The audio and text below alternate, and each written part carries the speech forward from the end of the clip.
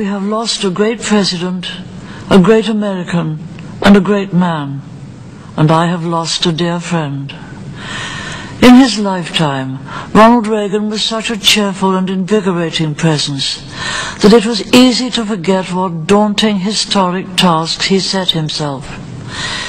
He sought to mend America's wounded spirit, to restore the strength of the free world, and to free the slaves of communism. These were causes hard to accomplish and heavy with risk, yet they were pursued with almost a lightness of spirit, for Ronald Reagan also embodied another great cause, what Arnold Bennett once called the great cause of cheering us all up.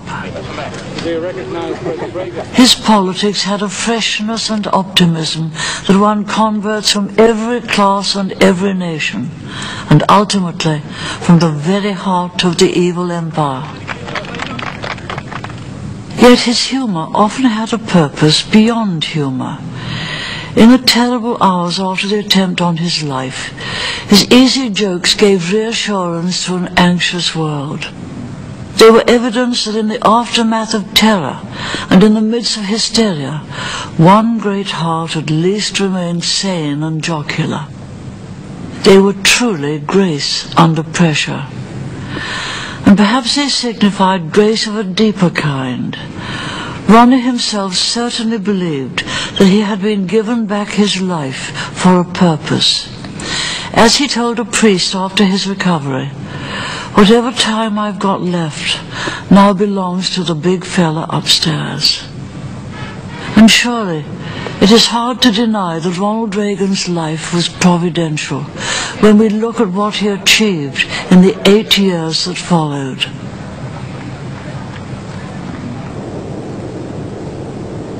Others prophesied the decline of the West. He inspired America and its allies with renewed faith in their mission of freedom.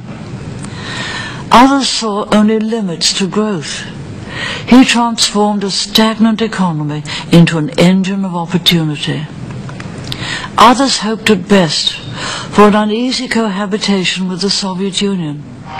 He won the Cold War, not only without firing a shot, but also by inviting enemies out of their fortress and turning them into friends. I cannot imagine how any diplomat or any dramatist could improve on his words to Mikhail Gorbachev at the Geneva summit. "Let me tell you why it is we distrust you." Those words are candid and tough, and they cannot have been easy to hear. But they're also a clear invitation to a new beginning and a new relationship that would be rooted in trust. We live today in the world that Ronald Reagan began to reshape with those words. It is a very different world, with different challenges and new dangers. All in all, however, it is one of greater freedom and prosperity, one more hopeful than the world he inherited on becoming president. As Prime Minister, I worked closely with Ronald Reagan for 8 of the most important years of all our lives. We talked regularly, both before and after his presidency, and I've had time and cause to reflect on what made him a great president. Ronald Reagan knew his own mind. He had firm principles, and I believe right ones. He expounded them clearly. He acted upon them decisively. When the world threw problems at the White House, he was not baffled or disorientated or overwhelmed. He knew almost instinctively what to do. When his aides were preparing option papers for his decision, they were able to cut out entire rafts of proposals that they knew the old man would never wear. When his allies came under Soviet or domestic pressure, they could look confidently to Washington for firm leadership. And when his enemies tested American resolve, they soon discovered that his resolve was firm and unyielding. Yet his ideas, though clear, were never simplistic. He saw the many sides of truth. Yes, he warned that the Soviet Union had an insatiable drive for military power and territorial expansion. But he also sensed it was being eaten away by systemic failures impossible to reform.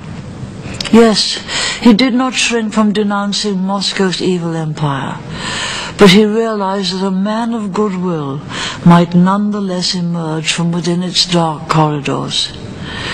So the president resisted Soviet expansion and pressed down on Soviet weakness at every point until the day came when communism began to collapse beneath the combined weight of those pressures and its own failures.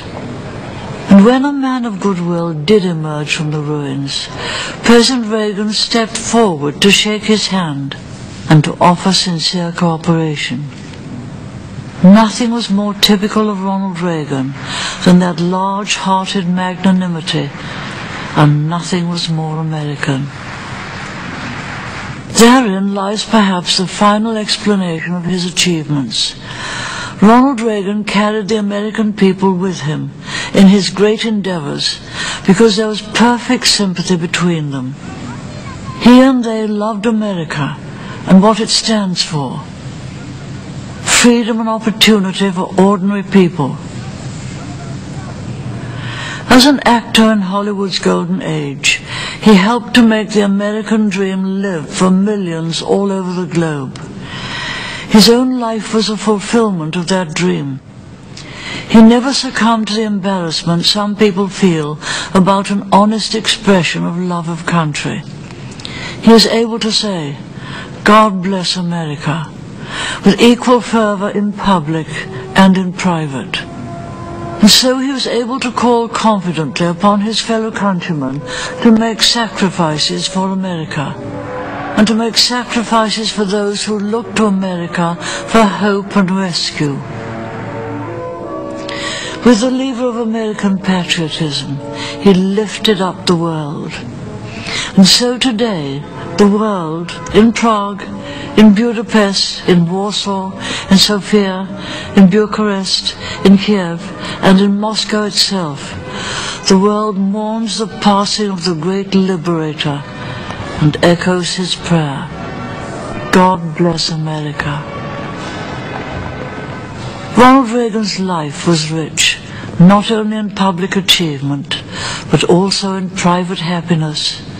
Indeed, his public achievements were rooted in his private happiness. The great turning point of his life was his meeting and marriage with Nancy.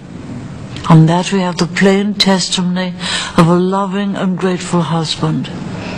Nancy came along and saved my soul. We share her grief today, but we also share her pride and the grief and pride of Ronnie's children. For the final years of his life, Ronnie's mind was clouded by illness. That cloud has now lifted. He is himself again, more himself than at any time on this earth. For we may be sure that the big fella upstairs never forgets those who remember him. And as the last journey of this faithful pilgrim took him beyond the sunset, and as heaven's morning broke, I like to think, in the words of Bunyan, that all the trumpets sounded on the other side.